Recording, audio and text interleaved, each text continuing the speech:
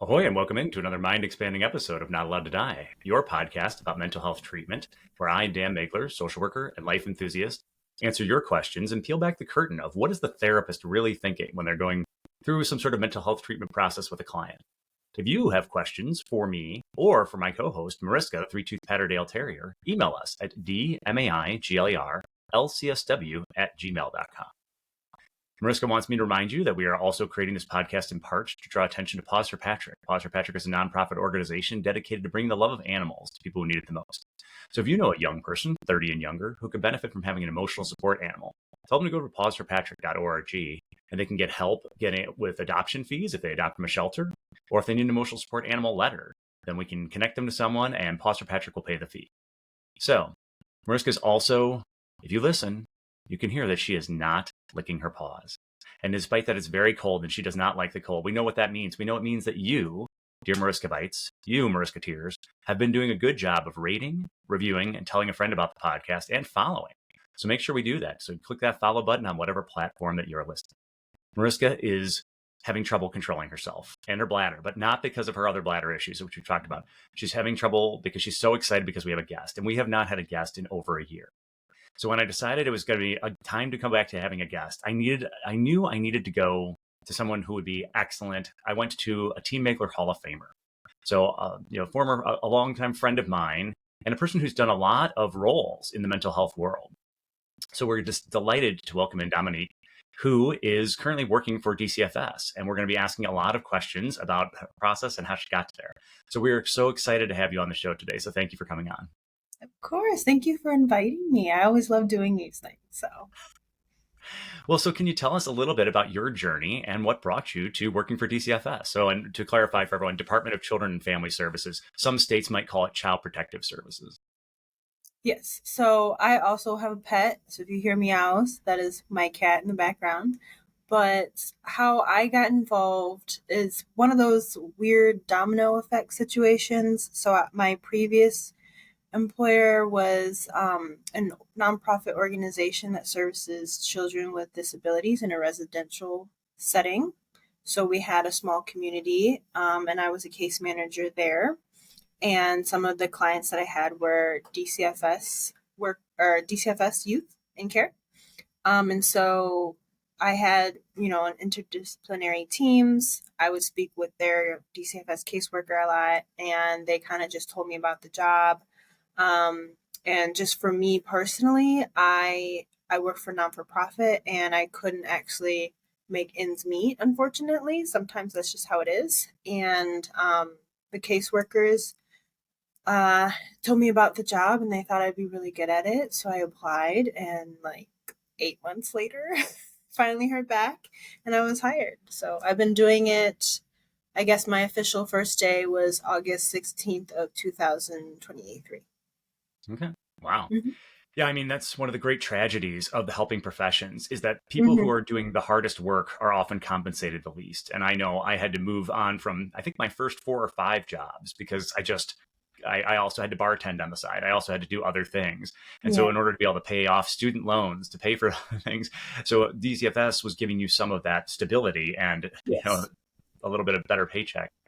Now, social workers in general in the media face this thought that we're just conniving to take people's children away or whatnot. But nobody faces that stigma more than DCFS workers because people think in the movies, oh, those child protective services people from, Moana to any, not Yeah. Lilo and Stitch, I was thinking. But anyway, all these movies where they're just people who want to break up families. What are some misconceptions about Department of Children and Family Services that you think that either you had going in or that you hear that people have about the work and what they do? Yeah. So I do want to distinguish. I'm a permanency worker. I'm not an investigator. Those are two different departments. So Mhm. investigators investigate claims or allegations of abuse, and they're the ones that determine if they feel like abuse or neglect happened. I'm permanency. So at my stage, it's been proven that abuse has happened, and a DCFS caseworker has been assigned.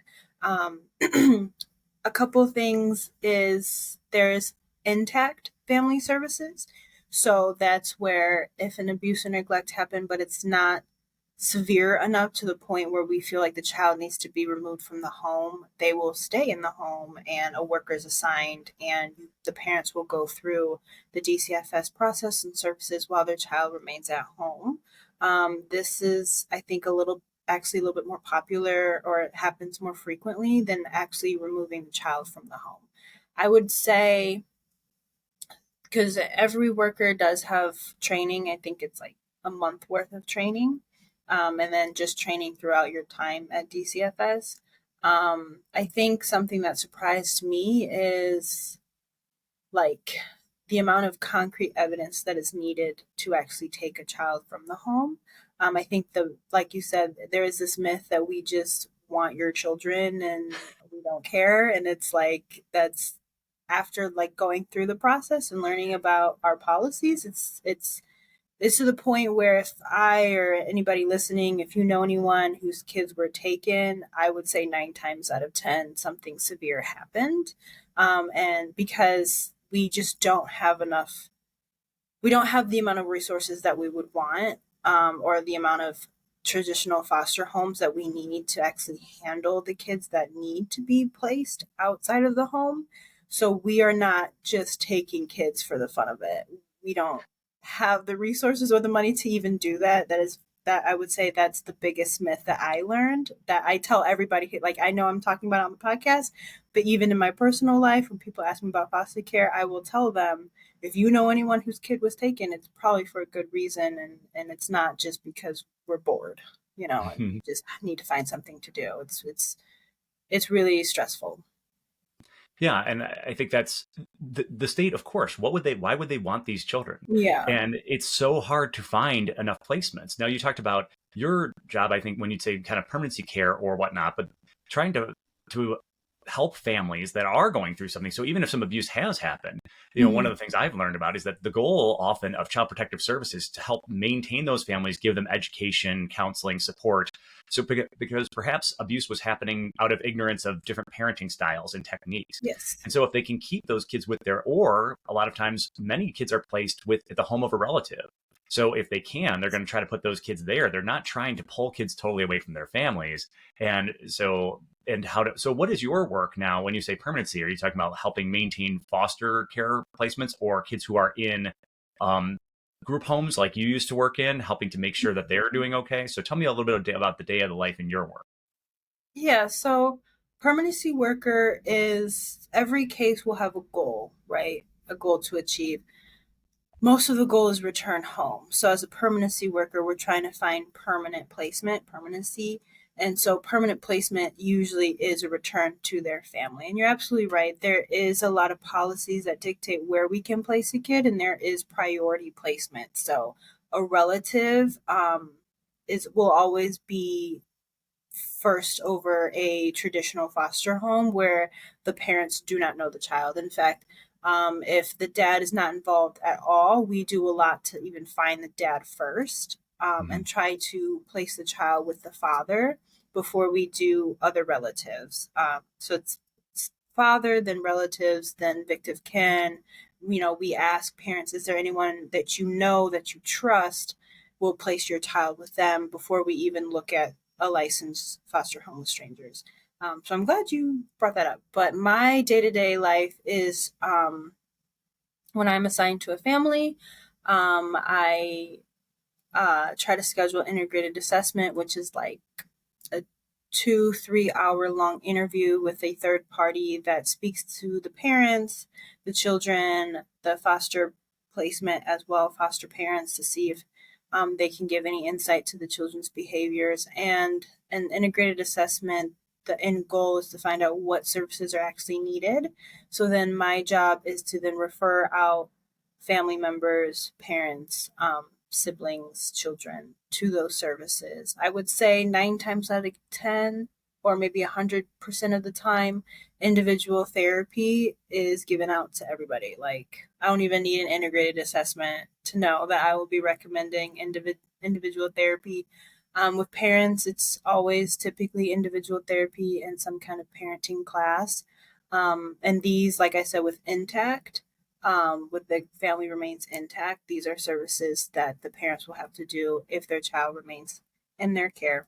But yeah, just finding services is a big part of my job. Visitation is a big part of my job. So visiting the children, depending on where they're located and the type of home that they reside in, will depend on how frequently I have to visit. But usually twice a month, I visit the children. And then depending on their age, they have a say in what direction they want their case to go. So sometimes teenagers, they want to be independent, so they don't want to return home to their family.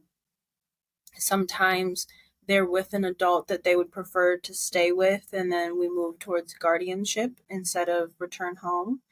So age plays a factor too on the end goal and what I work towards. But yeah, if I had to divide it up, I would say 1/3 is services, 1/3 is visitation, and then another third is going to court, and just court proceedings. Okay.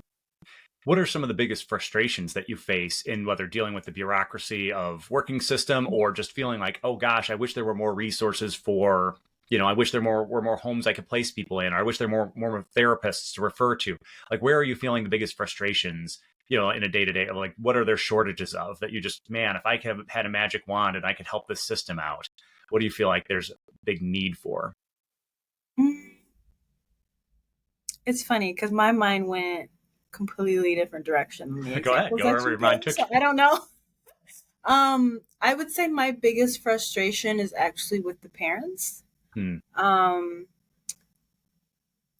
most parents are very determined. They're easy to work with because they love their children. They want their children back. And that's always a blessing. And then I do have parents who verbally say all the right things, but then physically do nothing. So that's very frustrating, because they say they want, and then my job is to provide the service. So, and all they have to do is show up, and that's not always the case. So that can be disheartening for me. I would say, I don't know, I might be a little bit weird when it comes to my things that I complain about are very different than what my coworkers are frustrated with. Um, I'm trying to think when it comes to like the DCFS policies and procedures that frustrate me. What do you hear your coworkers complaining about? Like, what might be something that you're like, not enough staples or post-its, or things like, are they doing more of the mundane frustrations of long time work in an agency, or is it there? Do you feel like you acclimate to an expectation of like getting used to seeing abuse, Yeah. or families who are undereducated and younger, family members who may not have the skills and resources? So do you think some of your coworkers who've been at it longer have just become a little bit jaded to that, and then they're instead more frustrated with, hey, they changed our paid time off policy? It's so crazy because a reason popped up, and I was like, how did I not first think about this? Is caseload is the most talked about thing. So at one time, I had a caseload of 44, and that was the highest at my department, to the point where I had other supervisors coming up to me being like, are you okay? And I didn't know that I had the highest. So I was just confused. I was like, yeah, I'm fine. Like, what's going on? And they're like, well, your caseload. And I was like, yeah, it's high. And they're like, no, it's the highest at our location. And I was like, oh, I did not. My supervisor didn't mention that. But yeah, I would say caseload is the biggest frustration, because the more cases you have, the more like spread thin you are. Mm-hmm. So when half of your families need something to be completed immediately, Mm-hmm. and you only have so much time in the day, um, you have to, I feel bad, at least for me, is having to prioritize the needs, when at the end of the day, all the families needs are all important, but then you have to like prioritize based on the severity or the time limit. You have to kind of, your day become like, I'll go into work having like a whole day planned, and then an emergency could happen at 10 a.m. and then everything that I planned for that day just gets thrown right out the window, and I have to like put out mini fires. So sometimes it does kind of feel like that, is putting out these mini fires, and then I'll have parents that will call me the next day like, hey, did you get this done like you said you would? And I can't be like, something came up. I just gotta, Hmm. well, sometimes I do, depending on the parent. They're super understanding. I have parents that are foster parents that were DCFS caseworkers. And Okay. so I can, they're more understanding than someone who might not know the process. But yeah, I would say the most frustrating thing is caseload, because you can't do all the things you want to do in the day, to the point where, I had a certain amount of cases and I had to go up to my supervisor and I said, hey, the productivity that you got from me 20 cases ago is not going to be the same. And Hmm. as long as you know that, then I'm cool. I'm cool with the caseload, as long as you know you're not going to get the same version of me 20 cases ago. And he just looked at me. He was like, I understand. And like, that was the end of that conversation. I haven't really had any issues, but yeah, I would say caseload's the biggest frustrating thing. Now, do they make any allowance for more complicated cases? Or, like, let's say there's a case where there's 6 kids in the family and they're at 3 different placements. I think that was a Mm-hmm. surprise to me when I first started this work. You'd think, oh, well, kids were taken away from a family, they're all going to go to the same spot. But sometimes you only can have 2 kids at a certain location, and then you have to break Yeah. them into. So, does it still just count as one family, one case, or is it, if it's more complex, does it count as like, okay, this one's, because there's 2 or 3 placements, this counts as 2 to 3 Mm-hmm. cases? It's funny because there are two different ways to count a case. So I count by just the amount of people I have to work with. So Okay. if I have a family with 4 kids, plus like mom, Mhm. that to me, that's five. That's Mhm. 5 cases. I'm gonna count that as five. Right, And then because you you're have working other with people. each one of them. You have to put time, energy, and thought into Yeah. planning. Mhm. And then some people who have a smaller caseload than me will be like, no, no, no, that's not. You can't count it like that. Mhm. But yeah, I did have a family that had multiple kids and they were separated into multiple homes, and I got the case and I said absolutely not.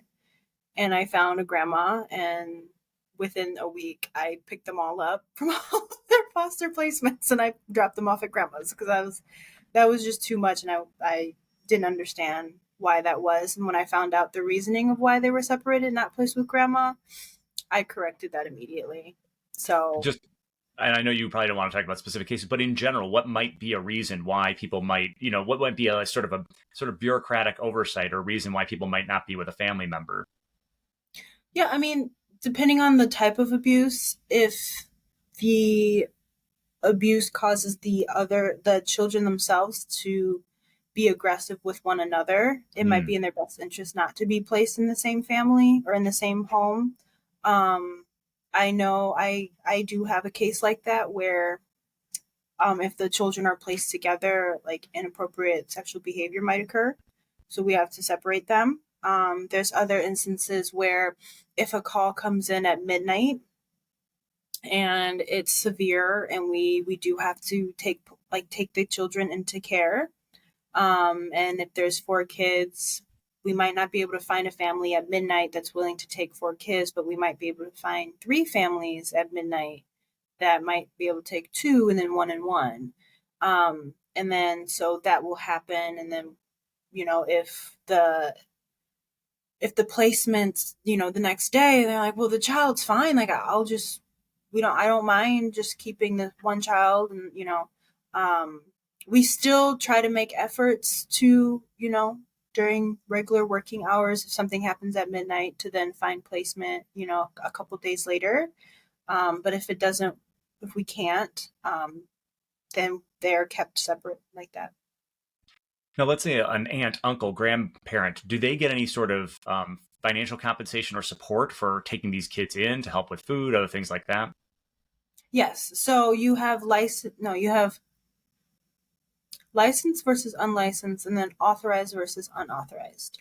So authorized means, Dan, if you were DCFS got involved with your life and your kids had to be taken, and then you say, hey, I have a brother in the town over.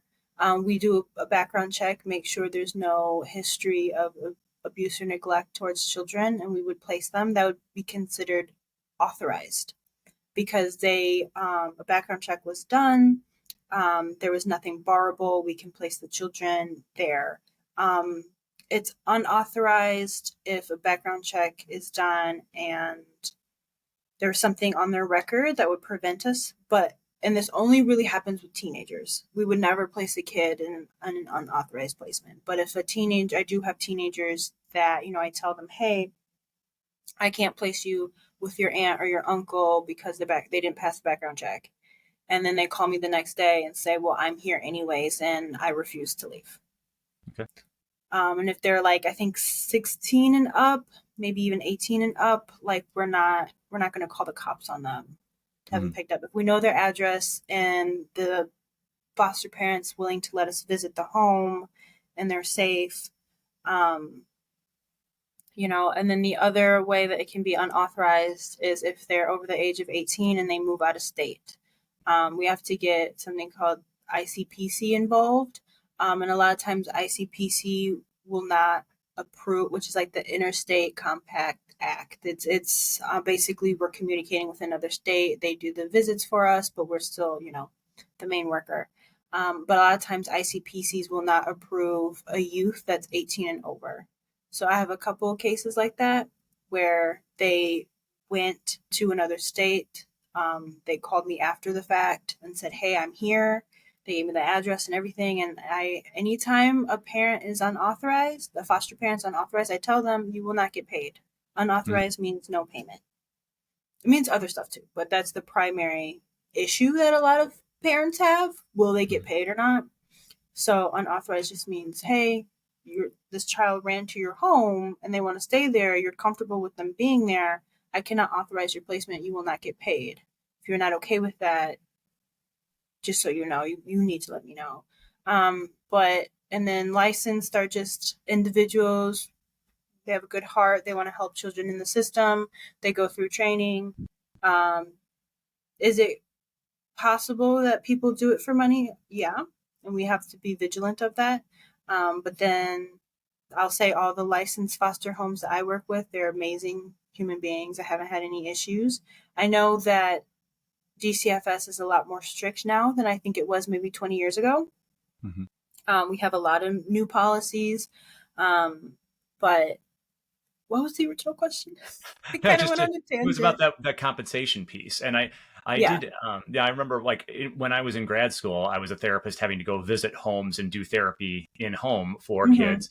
And I remember I had to have a child removed from a placement that was a foster care placement because they were treating their own biological children differently than they were treating the foster children. They were feeding them different food. They were separating out. And it was, so things like that were not okay. There's a lot of things that we have to understand culturally that are acceptable in some cultures and not others. But if you're a foster parent, even if, culturally it's okay for you to have physical discipline for your children, that might not be abuse in a normal situation. But if that's a foster child, you can't smack or slap them the same way you would to maybe your own child and not have that kid be removed from the home. Now, in a situation where, let's say, my brother, the kids are going to be taken from me. I say, you can take it to my brother, but my brother's wife had a felony conviction for, stealing cars. So she's a big car thief. Would that prevent them? Or is it only the kinds of felonies that would be dangerous to children? Does that make sense? So could a kid be placed in a home where there were people with felonies? Because I remember back in the days when I was doing this stuff, if there was grandma might be willing to take the kids in, but there was an uncle living in the home who had some felony convictions. So the kid couldn't go into that home in that situation. So how does that kind of get parsed out? So I think it depends on the felony. Drug related offenses, it gets iffy. And I'm not super familiar with all of the reasons. I know, obviously, if there's any history of child abuse, it's a no. Murder, no. Even if it's an 80-year-old man, if you murdered somebody, it's a no. Yeah, I think that's fair. Traffic violations, not so much. Anything to do, I think, with cannabis, no, that wouldn't. Vehicle tickets for speeding, things there's certain things that are no, but then I know that there are some I think something like burglary, like with a dangerous weapon, like the Hmm. fact that there's like a weapon involved. I think I don't want to say yes or no, but because I haven't come across too many cases like this. I think there was one that I came across, and the relative had like a burglary charge. Um, and I think it was fine because there wasn't like a deadly weapon connected Hmm. to it, you know? So, um, a lot of times when I tell parents, like, because they are potential foster parents, they'll get scared and be like, well, I smoke weed in college, and I'm like, we're not looking for if you've done weed or smoked weed. Hmm. Like, we don't care about that. We care if you're like a violent, dangerous person.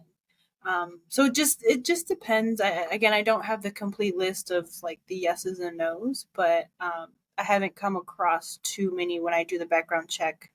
I think I think it was just one person in my whole year and a half that I've worked there that was barrable and I couldn't place. And if you did run into a situation where you thought it'd be a good placement, you could talk to your supervisor and work out a plan. And it sounds like your entire job is all about the situations that no one wanted to come up. So you have to work in the gray area of things quite a bit. Yeah.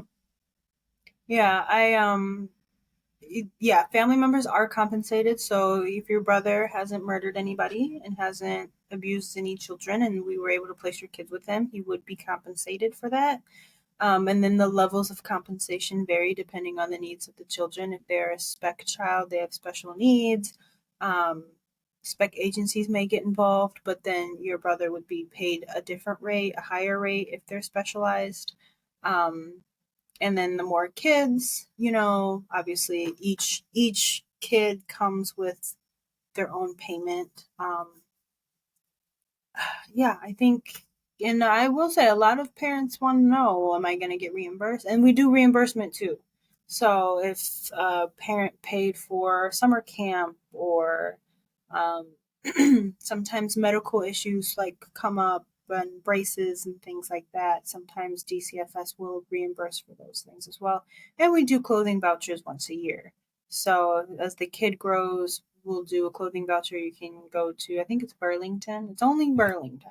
It's really random, but you can go to Burlington and get some updated clothes and shoes and things like that. So we try as much as we can because we know that financial issues is the biggest like deterrent from placement sometimes, and we don't want that to be the reason why a grandma or uncle or aunt says no. And We'd rather the kid have food over their head or food in their bellies and shelter. you mentioned the idea of people, and again, in our country, you can move from one state to another. So let's say, shifting gears, there is a person who abused a bunch of children in Colorado, but then moves to Illinois, and somebody calls DCFS. Is there, if they were never, like, if an abuse reporting call was made in Colorado, but they were never convicted or whatnot, is there any way for you to know that information, or for Child Protective Services to know, like, is there interstate information shared? Or when a person goes from one state to another, is it just a blank slate for them with that kind of thing? Yeah, that's a good question. So when we initially place, we do a background check for the state of Illinois. If nothing comes up, we place. But all potential foster parents have to get fingerprinted, Hmm. and that is a bunch of different organizations I think are included, including the FBI. So I think that's national. So um, for immediate placement, it's Illinois, but then I think within like 30 to 45 days, they have to be fingerprinted. Um, and then that's where we would, if there's crimes in like a different state, that's when we would find it. Okay. Now, how about for this? Sounds like it can get pretty emotional sometimes, especially Mhm. watching kids go through really horrific stuff. How do that must take a toll? What does the state and DCFS do for you, or what do you do for yourself to engage in self care to make sure that this doesn't grind you up and wear you down? Yeah. So it's a good question. I will say I'm a child welfare specialist. So there's levels to it. There's trainees. Those are individuals that come in and they don't have any kind of prior experience with case management and children. I did because of my previous job. So I was specialist right away when I got hired. However, there's advanced specialists. advanced specialists, they get more of the complex cases, the tougher cases. I'm kind of in the realm of like DV or I would say DV, or I get cases that have kids have been in the system for years and years and years, and it's just their previous caseworker left, and now I have their case. But with something more like emotionally challenging, not saying that mine aren't, but something that's like really emotionally heavy, or like the abuse is just horrendous, they would go to an advanced specialist, which I am not. I don't know how they deal with it. I think I'm pretty good about compartmentalizing, and like my work brain shuts off kind of the second I leave the building. So I go home and I chill. I'm just relaxing. But there have been a couple days where I was very stressed for my children. And it always has to do with them being homeless. um, and that to me is what stresses me out the most. Other workers might have other things that trigger them, but for me, it's like when I have grandma or grandpa or uncles, aunts calling me talking about you need to pick up this kid today, and I have to tell them we don't have placement today. Can you give us like a week or two to find placement? And then I'll stress myself out even when I'm home talking about I hope they don't call the cops or just have somebody else pick them up. Or so that's what stresses me out, is like the potential like homelessness of a child, because if we don't have placement, we have to pick up a kid and bring them to an office, and then they live in the office. Oh my gosh. And yeah, I don't want that for any child. I think mentally, emotionally, like what that does for a child to have to sit in like an office because I know that they're probably feeling like so unwanted that a parent got rid of them and now they're at a DCFS office in Chicago, with like a cot in like a random room. So, or a shelter. Sometimes we have to get in contact with local shelters to see if they have a bed for, a child. And that's really tough too. And I, thankfully, knock on wood, have never had to do that for my kids. I always try to just immediately contact the parents to see if there's another relative available or see if there's licensed foster homes that are willing to take in a child. But that's what stresses me out the most when I get those calls. In terms of abuse and neglect, I don't know. I'm pretty solid. I'm a pretty solid individual. So not too much has made me cry or like tear up or want to. I'm kind of like, my mentality is like, okay, double down, like let's get serious. Let's get these services in place immediately. Or, the kids shouldn't have any contact with certain individuals, making sure that they don't have contact, and, work on the healing. So, but I will say we do have a high turnover rate, and I think that does have to do with the work expectations and the emotional stress of caring for kids, or trying to work with kids that are in care. Yeah, I mean, for you to say, oh yeah, domestic violence, that's just run of the mill. I think you've got a good ability to compartmentalize and to not. Mm-hmm. So then when you get home from work, is it just time with your cat, time with your dog? What do you do to decompress to make sure that you do have that separation and it doesn't trouble your sleep or take things over? Or are you just like, no, I'm just kind of used to that now? So, I mean, is it music on the way home in the car? Like what helps you to make those separations?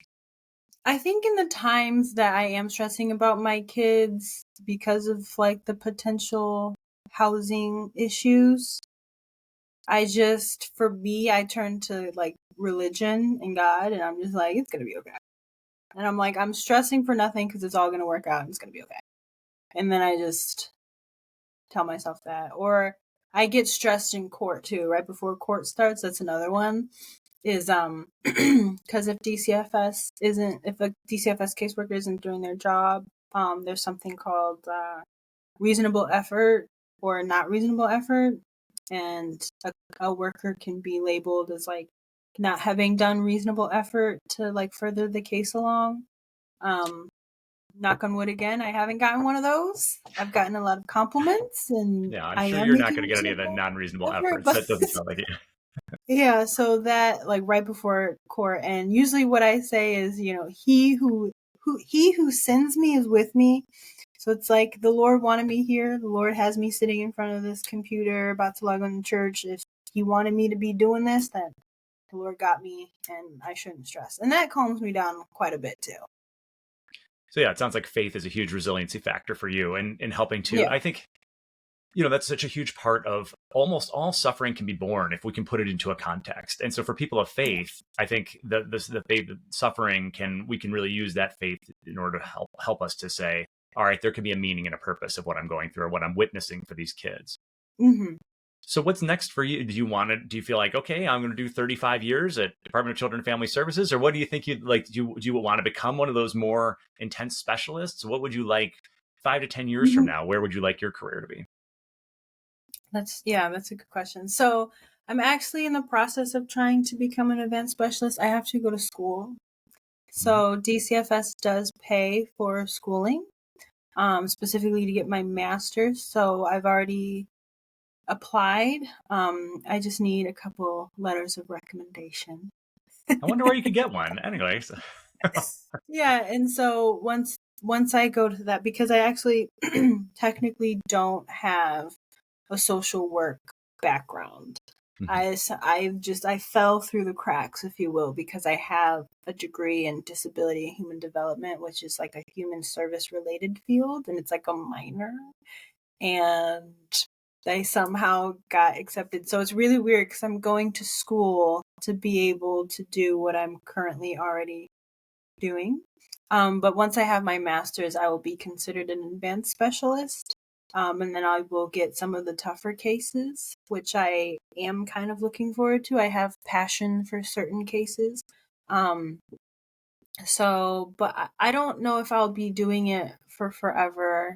I do want to have kids one day, and like my days can be very, very long. Like I'm supposed to be working 9:30 to 6 p.m. I have days where I have to, because some of my clients, if they are out of state, but they're in like a state connecting to Illinois, there's still the expectation that I go and visit them. So I have 10, 11-hour days sometimes. I've gotten back home or back to the office at like 10:30 p.m. some nights. So I do think that it would be kind of hard to have a family and kids and do this job. I know some of my coworkers do.